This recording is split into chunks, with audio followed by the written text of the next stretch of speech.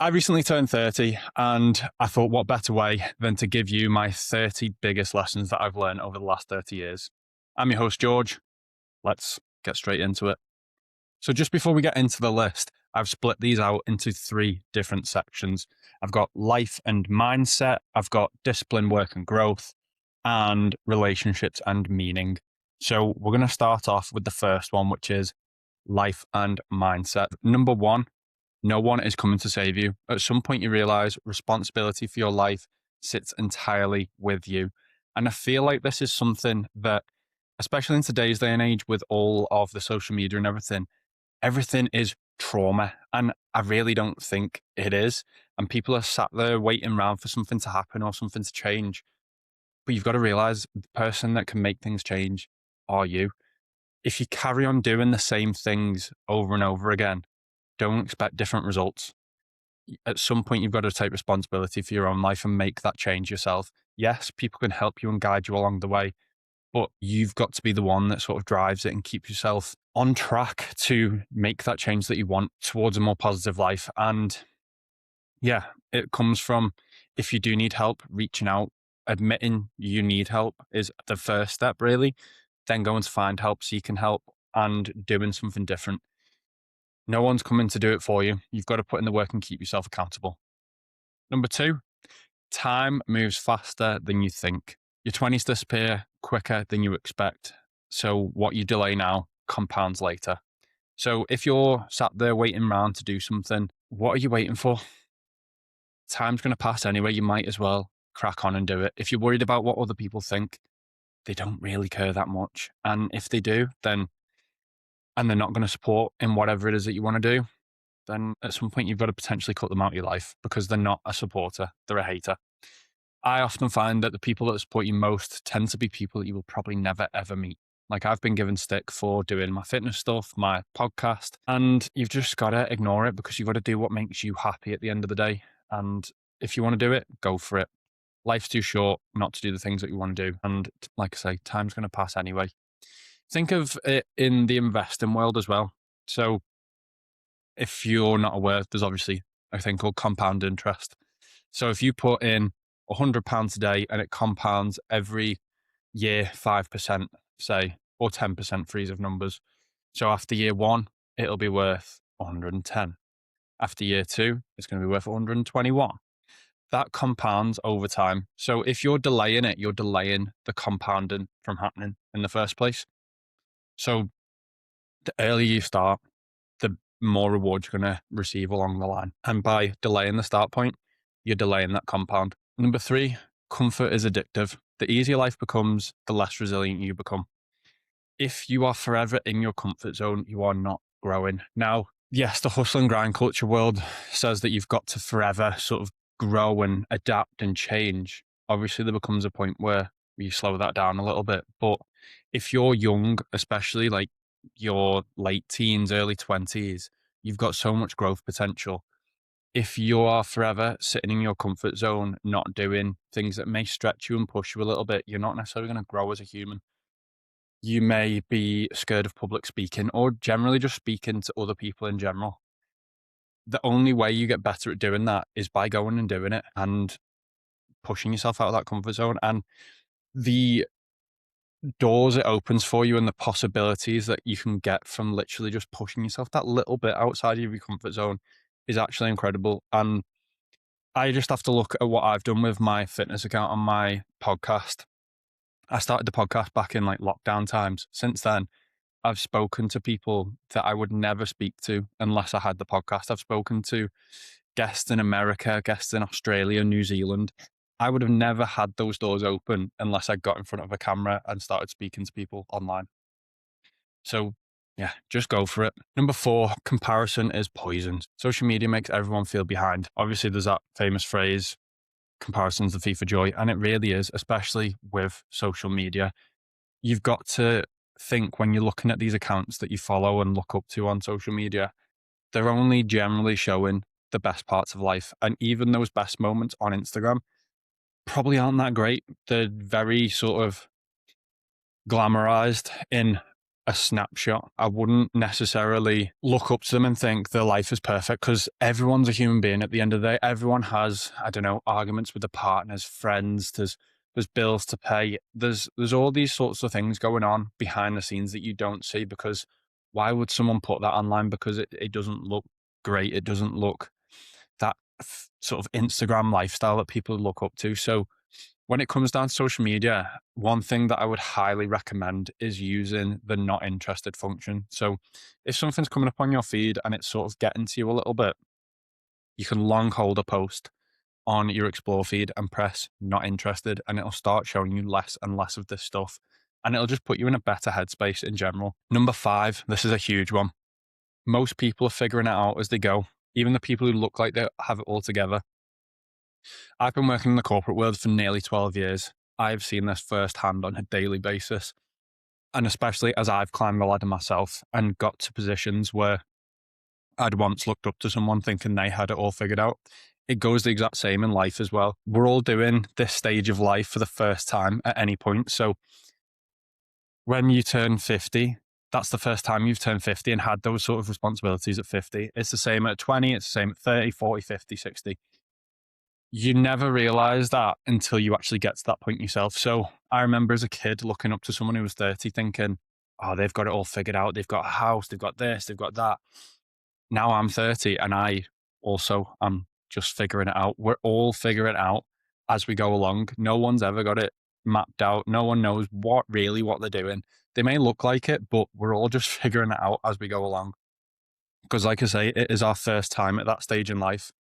And you can only realize what I'm saying when you get to that point where you used to look up to someone that was the same age that you are now. So don't stress out. And this again can come down to social media. It can make things look better than they are. So it comes back to, if you're seeing stuff that's making you sort of feel like you're behind in life, just do that, not interested. Fill your feed with stuff that is going to put you in a positive mindset. Number 6, discipline beats motivation. Motivation disappears, systems remain. One thing about discipline is that people try to go from 0 to 100, setting up sort of morning routines and things like that. Because again, it's glamorized on social media, having this elaborate morning routine, which is really not needed. What you need to do is habit stack. So instead of going from 0 to 100, you go from 0 to 10. And once you've got 0 to 10 locked in, you then add another habit. And once that 0 to 20 is locked in, you can then start slowly compiling that on top of each other. If you're trying to, say, start the year and you want to go from going the gym every fortnight to 5 times a week, you might do it for the first week, but guess what? You're going to be absolutely shattered. Your muscles are going to ache. You're going to hate yourself because you're just hurting. The next week, you may only go 3 times. And then before you know it, you're back in that routine of only going once every 2 weeks. What you could do is, instead of going from 1 every 2 weeks, you go maybe twice a week or once a week, and you slowly build that up instead of shocking your body. It's the same with a morning routine. You don't need to be getting up, doing ice baths, putting your face in cold water and reading 10 pages a book if you weren't doing all that stuff previously. It's about implementing things that you can keep doing long term, sustainably. It's not about going from being a slob on the couch to being David Goggins in 2 weeks, because that's not going to happen.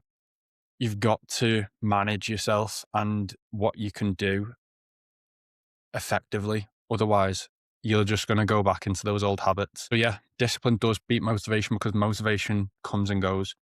Discipline stays, but you've got to be systemic with how you implement things into your routine, especially when it comes to that saying of like, we've all got the same 24 hours, which time wise, yes, we do. We may fill that 24 hours differently, but generally, if you're going to put something into those 24 hours, something generally has to come out.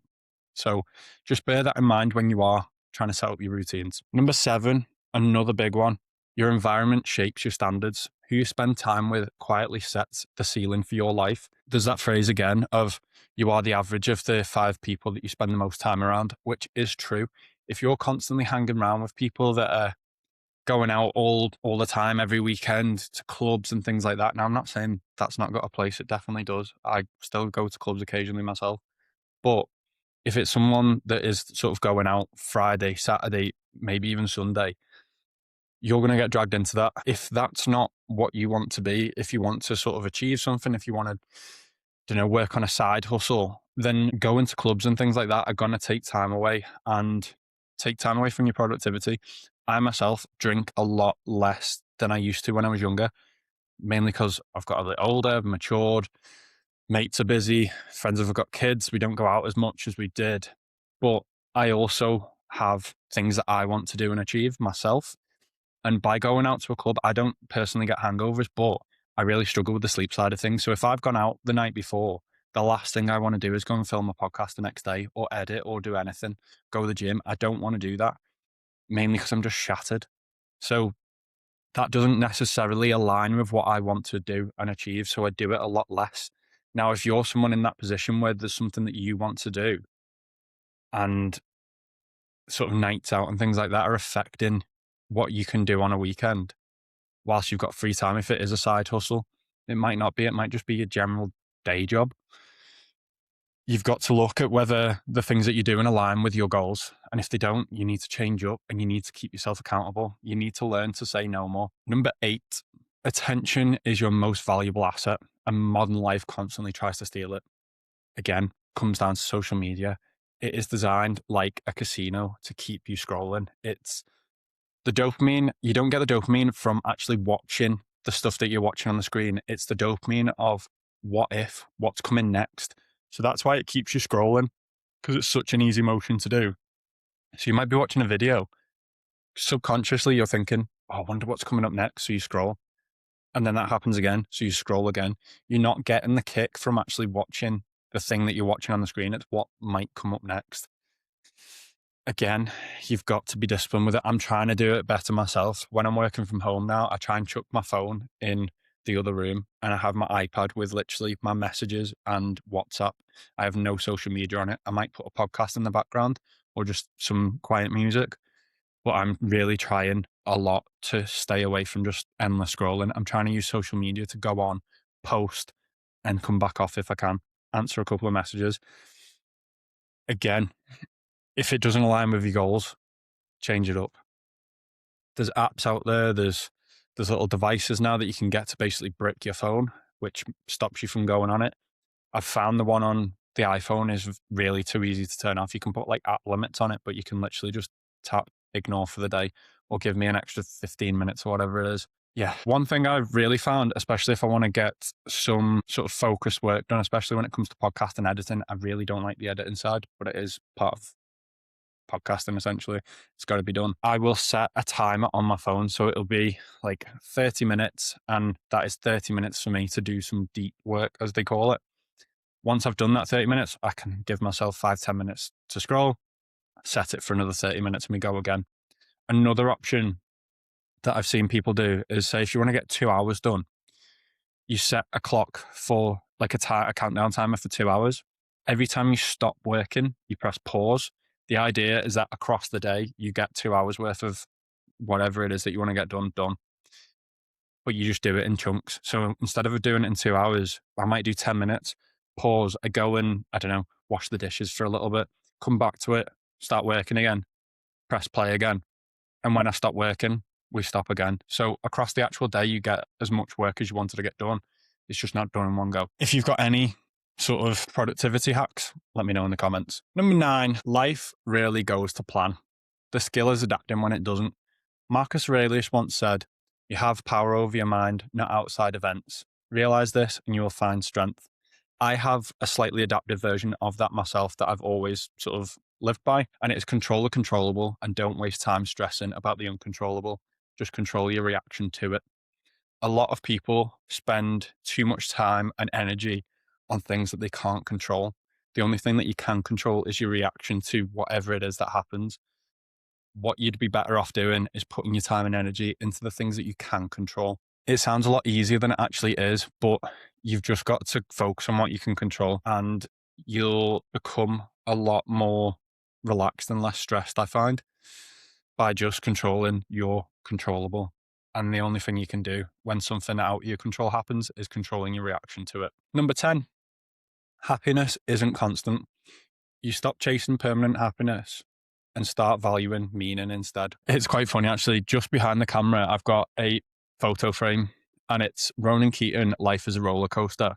And it's got the lyrics of the song in like this, in a circle, like in the shape of a vinyl. And this started as a joke before I moved out and I got it as a gift. But it is so true. Life is a roller coaster. You've just got to ride it. So obviously a roller coaster goes up and down, the same as with happiness, the same as with anything in life. The life isn't all sunshine and rainbows. It's not always great.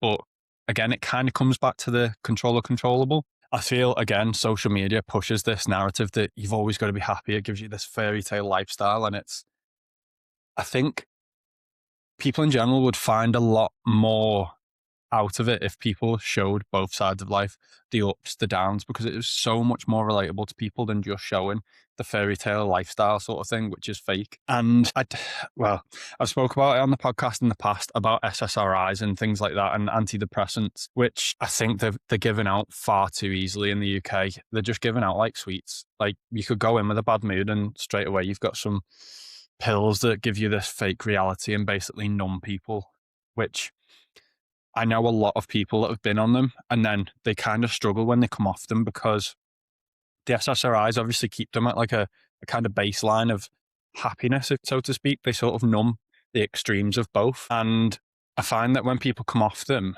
and then they realize that life is a roller coaster, there's really happy moments, there's really sad moments, they struggle to sort of gauge why life is like that and why I'm feeling down or why I'm feeling really happy, because they're used to just this sort of baseline of like 50%.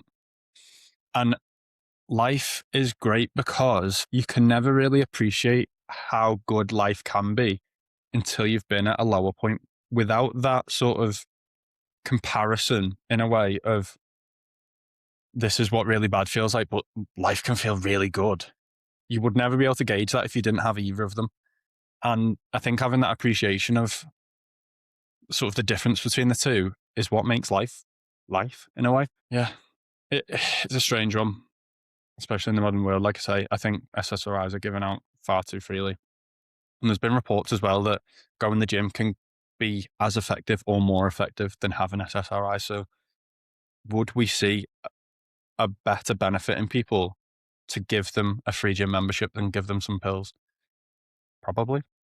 But the infrastructure, I wouldn't say, would be there to give the right level of PT support, because there are some very bad PTs out there and it is far too easy to get a PT qualification, but that's a completely different story. Anyway, we'll move on to section 2, which is discipline, work, and growth. Number 11, consistency beats intensity. Small habits done for years beat short bursts of effort. Kind of back to the motivation and discipline sort of thing. If you're constantly doing something over a long period of time, it may be boring, but that's what creates the success. If you like going back to the gym analogy, which is you go in once a week or once a fortnight, and then you try and go 5 times in a week, but then it's 3 times and then it's 2 times. That is the short burst of intensity. Like I was saying, if you can build up from 1 session to 2 sessions a week to 3 sessions a week, over a couple of months, you may be at that 5 sessions a week, and then it's ingrained. That's your discipline. That's your routine, and you're used to it. So if you can do that slowly but surely over time, you're going to see much better results than someone who blasts the gym for a week, then a little bit less intense the week after, and then before you know it, you're back at once a fortnight.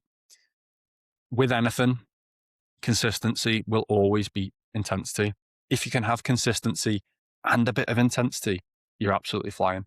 Number 12, the boring things create success. Sleep, routine, training, showing up.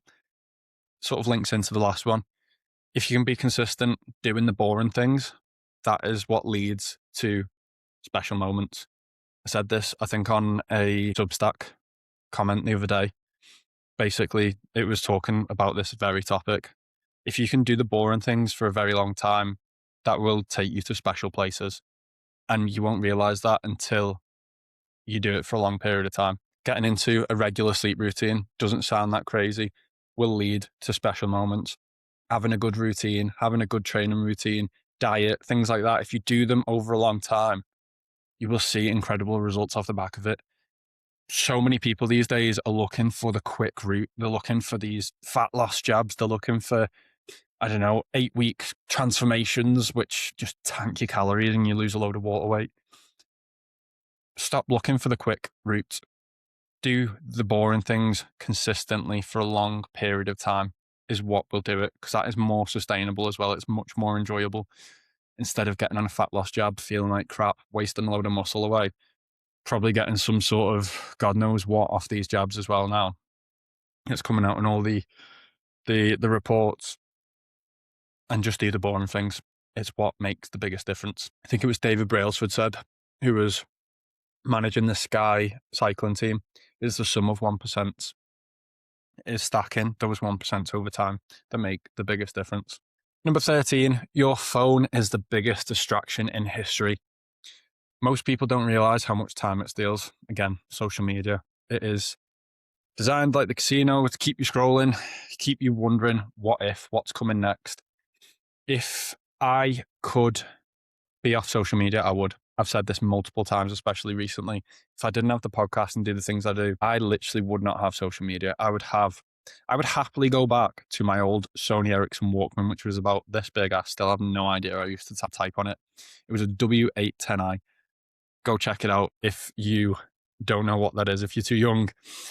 That was one of my first phones. I think my very first phone was a Sony Ericsson. I think it was a K850i or 750i or something like that. Even older, really small phone. I would happily go back to one of them with literally calls and texts. If I didn't need social media, I would not be on it. It is such a waste of time. It takes so much energy away from it. And so much of what you consume is genuinely pointless. You don't get anything from it. There's no benefit to a lot of what you see, which is, it goes back again. Use the not interested thing, fill it with stuff that is going to benefit you. Whether it's, I don't know what you're interested in, whether it's cars, whether it's football, fitness, fill it with stuff that you actually find beneficial. And yeah, it'll be a lot more useful in the long run. But I would highly recommend limiting your time to it. Number 14, the work you avoid is usually the work you need to do. Growth sits on the other side of discomfort. Kind of similar to stepping outside your comfort zone. Say if you are training for a marathon or a half marathon, it's raining outside. You don't really feel like you want to do it, but you've got to go and run anyway. Because guess what? It might be raining on the day of your race. So you've just got to push yourself and go and do it. So I'm training for a half marathon at the moment. There's been days recently where I'm absolutely shattered after a long day at work. And I think I've got my long run to do today. Like this week, it was 80 minutes. 6 months ago, you would have never caught me doing even close to an 80-minute run because I never really enjoyed it. But guess what? As I've got a bit fitter over time, I enjoy it more. I use it as a mental switch off. I've always said there's mental tiredness and physical tiredness. You could be mentally shattered from a day at work, but your body is physically ready to go and work out. That was the case this week. I was absolutely shattered. I didn't want to go. And I just thought, you know what? I'm going to feel so much better for doing it afterwards. I went out, felt great. Mentally, just flushed the day out of my system. I go running with no headphones, so I just take in all my surroundings. And I kind of switch off, other than figuring out which way I'm going. That's about it, looking at my time. Other than that, I get back from a run and I think, what did I even think of whilst I was running? Not a lot. Mainly just my next step and which direction I'm going. That is literally it. And I feel so much better for it afterwards. We often distract ourselves with something whilst doing something else. So I could have distracted myself with music whilst I was running. But no, I wanted to take in my surroundings. I wanted to think, oh, my legs are feeling a little bit heavy here. I'm going up a hill. It's going to be a little bit heavier on my legs. My pace might slow down. Or I'm going downhill now. I can go a little bit faster and stay at the same heart rate. Things like that. You just become a lot more present in the moment. But going back to the work you avoid is usually the work you need to do. You're avoiding it because you either don't necessarily enjoy it or it's difficult. And guess what? The difficult things are what push you out your comfort zone and what make you grow. If you constantly do the things that you're comfortable doing, there's only so much you can grow. You've got to step out of that comfort zone, do something that will lead to a bit of discomfort. Number 15, confidence comes from competence. You don't feel confident until you've done the work repeatedly. Again, consistency. If you don't like speaking to people, or say you're too scared to approach a guy or a girl at the end of a bar, the confidence comes from consistently doing it, being rejected, being able to deal with rejection as well, and just having the communication skills to go, "Hi, my name's so-and-so. Do you want a drink?" Doesn't even have to be as forward as that. It could literally just be saying hello. The more you do something, the more confident you become doing it. Like, I've had PT clients in the past that are a bit nervous to go into a gym. You've just got to push yourself into doing it. Like, I always suggest, if someone's really nervous, either go with a friend, put your headphones on, do distract yourself in these moments, put yourself in your own little bubble. A great one is to go to the treadmills. Treadmills often will be facing over the gym. From that point, you can then sort of scope the gym out, see what machines are where. Most gyms also have a PT that will give you a free walk around when you sign up to a gym. Do that as well. The more you do stuff, the more you familiarize yourself with the situation, whatever it is, the more competent you'll become over time. I was never that great talking to a camera. I used to sit in the car park at work, try and take a story in the morning before I went to work. I would sometimes do it maybe 5 or 10 times because I would mess up. I've messed up during this podcast. You just won't see it because I'll clip it out. But it comes with constantly doing it. If you look back at some of my really old YouTube videos, really bad at speaking to camera, but you get better over time. Consistency, repetition, it comes more naturally over time. Looking directly down the barrel of a camera is a very difficult thing to do. You're basically having a conversation with yourself. It's a lot more easier when there's a guest on because natural conversation flows, but it is a skill in itself to just be able to speak to a camera. The more you do it, the better you become. Number 16, nobody cares as much about your life as you think, which is actually quite freeing once you realize that. A lot of people don't do things because they're too worried about what other people think. And the thing is, time's going to pass anyway, so you might as well spend it doing something that you enjoy. Don't worry about what other people think. At the end of the day, they might say stuff, but who cares? Quite a lot of the time, it comes from envy or jealousy because they won't actually do it themselves. Nobody cares that much. Think yourself about what someone else has done that you know, and think about how little that's bothered you. It's the same for the other way around. No one really cares. And if they do, stuff them. There's 8 billion people on the planet. There's plenty of other people you can go speak to. If one person has a certain opinion, who cares? Do what makes you happy. Number 17, you can reinvent yourself at any point. Your identity isn't fixed. I've seen plenty of people, especially in the workplace actually, where they have completely changed up their job. So there was a guy that I used to work with. He was an engineer. He moved into commercial project management. Big change. A lot of technical stuff on one side, and then a lot of sort of finance and commercial stuff on the other. I've seen other people do this. I've seen people go from sort of finance jobs into personal training. I've seen people go from personal training into the workplace. There's so many examples that I could give you. You don't have to stay down the same path. If you've gone down a certain path, it doesn't mean that you can't come back out of that and go in a completely different direction. Yes, you may get to a certain level in one sort of industry, and you may have to take a little step back if you're stepping into another one, into a completely different world. But that step back or step sideways could then lead to a lot more happiness further along the line. So say, like myself, if you've gone down the accounting route, but you want to, I don't know, go into marketing, you may get to quite a decent level accounting wise. You may then have to go in at not like an early careers path role in marketing, but a slightly lower position than where you are because you haven't got that experience. Well, then that could lead you to becoming manager or something like that. Don't think that just because you've gone down one route doesn't mean you can't change it up. Number 18, failure is just information. Every mistake shows you something you didn't know. A lot of people get hung up on failure in terms of, I'm not good enough, or, just in general, I'm a failure. For me, that's not the case. A failure is a lesson. Again, control the controllable, control your reaction to the uncontrollable. Say, for instance, you did fail. What you can control about that is then how you react to it, which is, I didn't do this right, but what can I do? How can I change this going forward to make that a success? It is an indicator of something that you need to improve. Instead of getting down in the dumps of, oh, I failed at this, it's right. Now I know what I need to work on. Because if you forever just constantly focus on the stuff that you're really good at, yeah, you might get quite good at them. But there's all this stuff over here that you're not that good at.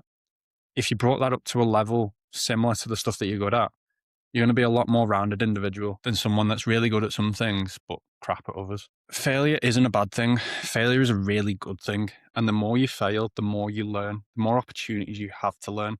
Just don't get hung up on it. That's all I would say. Number 19, momentum is powerful. One good habit tends to lead to another.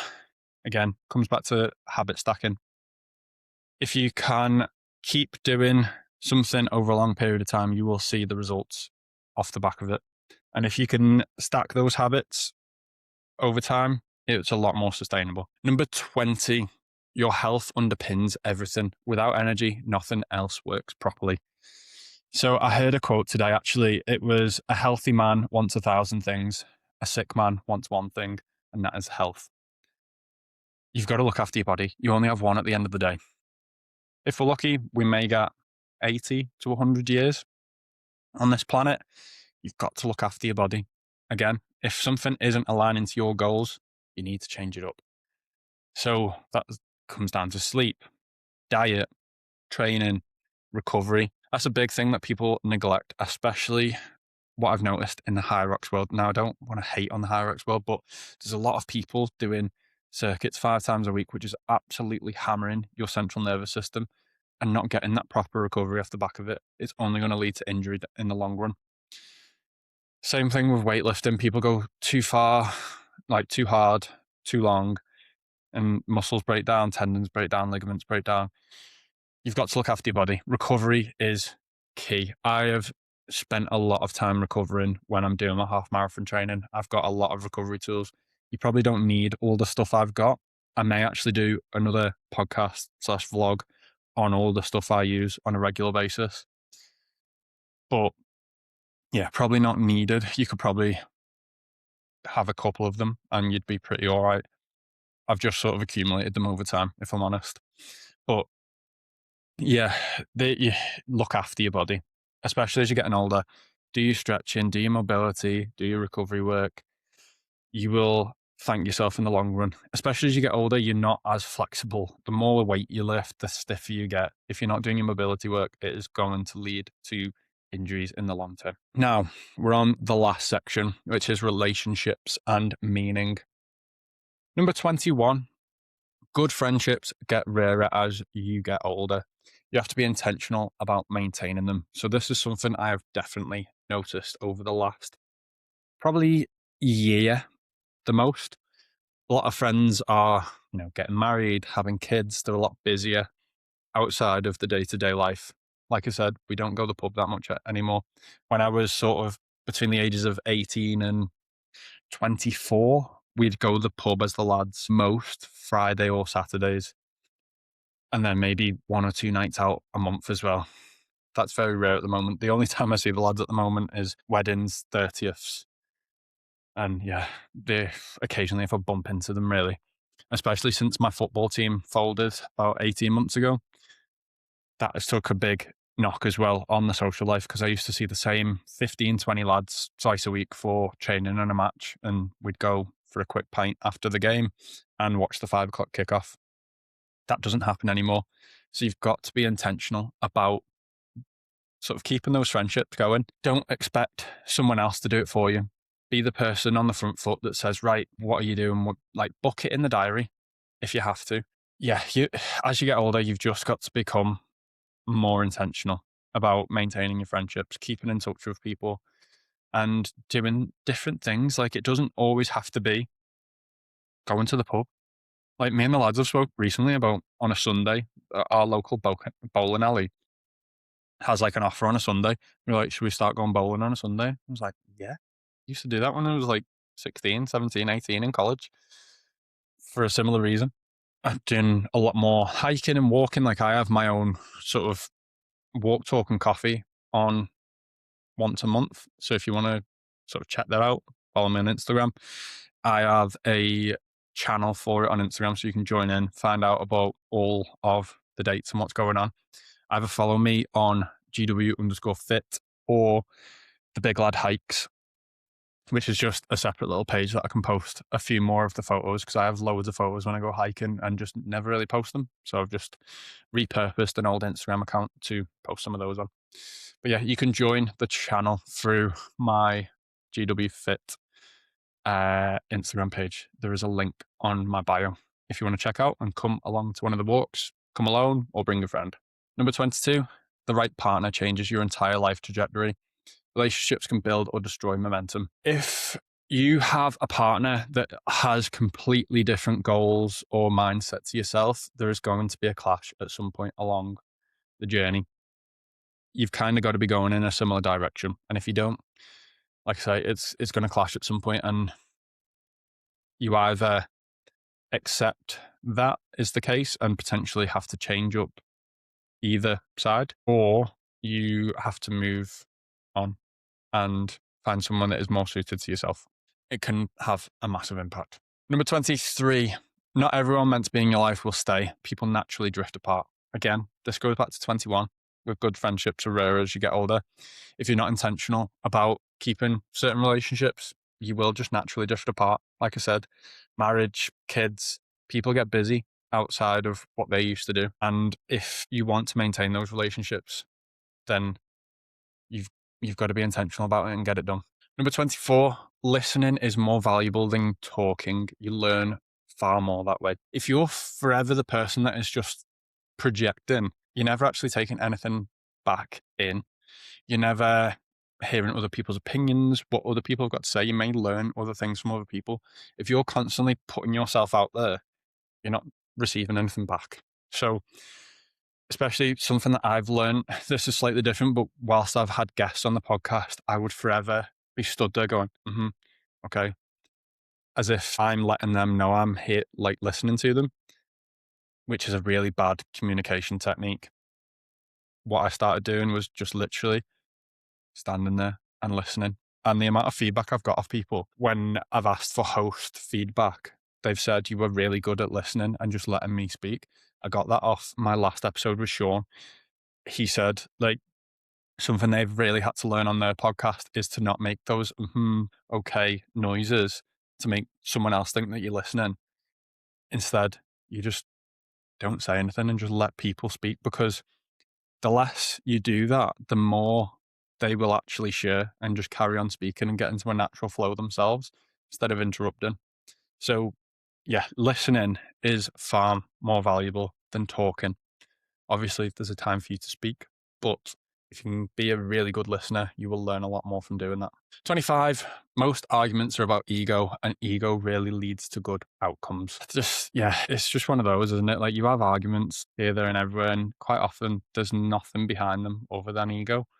No one really cares about the outcome of the what the actual argument is. It's just a thing about, I want to win the argument. And when you actually step back from it, it's pretty pointless in most instances. There's nothing really that serious to start arguing about. So, yeah, that was a pretty easy one. 26, loneliness is more common than people admit, especially for men. This goes back to what I was saying about my football team folding. I wouldn't say I felt lonely. I just felt a little bit, I guess, lost in a way last year. I went for a good 3-month spell of burnout as well, which didn't help things. But having that sort of twice a week, seeing, like I say, 15, 20 lads, having a laugh, having a kickabout, having a game of footy, was to then take that out was a big sort of hole in my social calendar, so to speak. Yes, I filled it with other things, but I think it is really important, especially for men, to have those moments with the lads, to have a laugh, to just release. Football was very similar to running is for me now, which was just a head clearer. All I think about was playing football. Wouldn't think about anything else outside that, and it'd just flush your brain. Whereas I then lost that, and I wasn't saying, like, I'm not saying necessarily I was like struggling, but it was something I noticed that just wasn't there anymore. I think men's groups are really important. Like I say, I do my walk, talk, and coffee. That isn't just exclusive to men. women can turn up as well. And yeah, it's again about intentionally keeping up with those friendships. If you want to see the lads, you've got to sort of keep on top of it, get a group chat going, say, like, instead of asking who's free, just say, right, I'm going to do this on this date, who's coming? It's a lot more firm. Instead of saying, right, does anyone fancy doing this in a week's time? And you might get the, oh yeah, I'll see if I'm free. I might do. Yeah, I'll do it. But then on the day, they pull out. If you say, right, I'm going for a walk or to watch this film or to go bowling on this date at this time, people are a lot more intentional in actually joining on it. Number 27, gratitude improves your perspective instantly. You realize how much you have already. Something, again, that I'm trying to get a lot better at is sort of realizing what I have got, what I've done in my last 30 years, I guess, and sort of not dwelling on the things that I don't have. I've always wanted a Porsche since I was a kid. Like, I've got a book in my desk just down here since I was about 7 or 8. Wanted a Porsche since I was a kid. I'm not a materialistic person at all. So for me to get a Porsche, it would be more of a sort of life achievement than I've got a Porsche, look at me. I've actually got one on my desk here. Yeah. I'm at the point where I could probably afford one of the older ones now. I've just not pulled the trigger yet. But it is something that I've always wanted. But instead of dwelling on that, I can sit there and go, well, I've got a nice car on my drive already. Really love my car on the drive. It will be really hard for me to actually get rid of it. So instead of sitting here going, I've not got a Porsche though, but I do have a BMW on my drive that I really enjoy and really love. So it's something that I'm, again, trying to get better at. And I think a lot of people should do the same. Stop dwelling on what you don't have and realize what you've got around you. And it'll lead to a lot more happiness. 28, being useful to others gives life meaning. Helping people creates fulfillment. This is one of the reasons why I do my online coaching. I really enjoy helping people get fitter, healthier, and just becoming like a happier person in themselves, becoming more confident. Doesn't just have to be PT. You could literally help someone in a really small way. Like, I don't know, see an old person struggling in the shops and you help them out. It would take 2 seconds of your time, but it may make a massive difference to them. Just small things like that. If you can sort of help one person a day, the world would be a lot better place if we all did that. 29, your family becomes more important with age. Priorities shift as you get older, which is very, very true. Parents, grandparents aren't going to be here forever. You've got to intentionally make the time to go and see them. I remember seeing a stat. I probably should have looked this up before I did the podcast, but it was like, by the time you're, I think it was 18 or 21, you will have spent sort of 50% of the time with your parents or something like that. Because basically when you move out, you see them a lot less. And yeah, I've noticed that myself. I literally live 10 minutes down the road from my parents, but I've gone from seeing them 7 days a week to once or twice a week for a couple of hours when I go around. You spend a lot less time with parents, grandparents when you move away from home, especially if you've, say, moved far away from home. You may only see them a couple of times a year. So, for instance, my nan lives down in Devon. I may see her 2 to 3 times a year. She's now in her late 80s. I may only see her, who knows, if I'm lucky, maybe 10 times, maybe more. But yeah, you've got to really think about things like this because they're not going to be here forever. Make the most of your time with them. And it sounds very sort of deep and dark, but it's the reality of it. If you're, say, so my parents are in the late 50s now. Let's say they've got, I don't know, 30 years if I'm lucky. If I see them 50 times a year, that's 1,500 more times, which, say, if I'm only seeing them for 2 hours at a time, it's 3,000 hours. The people in sort of less position than that if you've moved abroad or something and you see your parents 4 times a year, might only be 120 times that you may then see your parents again. So It sounds very deep, dark, and depressing, but something that you've just got to think about. Number 30, life is shorter than you think. So spend it doing the things that matter. Again, a very deep and dark one, a bit blunt, but it really is. Like, I lost a auntie in basically the space of 8 weeks. She was diagnosed with cancer, and I think it was about 4 to 8 weeks, and she was gone. Things can happen like that, and it links back into the last one. If you only see your parents or grandparents X amount of times a year, multiply that by however many rough years that they may have left, becomes a lot more urgent to go and see them. And again, it links back into a couple of the other ones with do the things that make you happy. Life's too short not to be doing the things that make you happy. Don't worry about what other people may think. Stuff them. Go do it anyway. It's your life. Don't let other people's opinions dictate what you do. Just go do it. Go live it. And that is my 30 lessons at 30. Bit of a deep, dark and depressing ending. That's life. Life's a roller coaster. You just got to ride it. I hope you've enjoyed this one. If you have, drop a like, send it to a friend that may need to hear some of these lessons. If you've got any lessons that you've learned over your lifetime, drop them in the comments, let me know. And if you're new, subscribe, and I'll see you in the next one.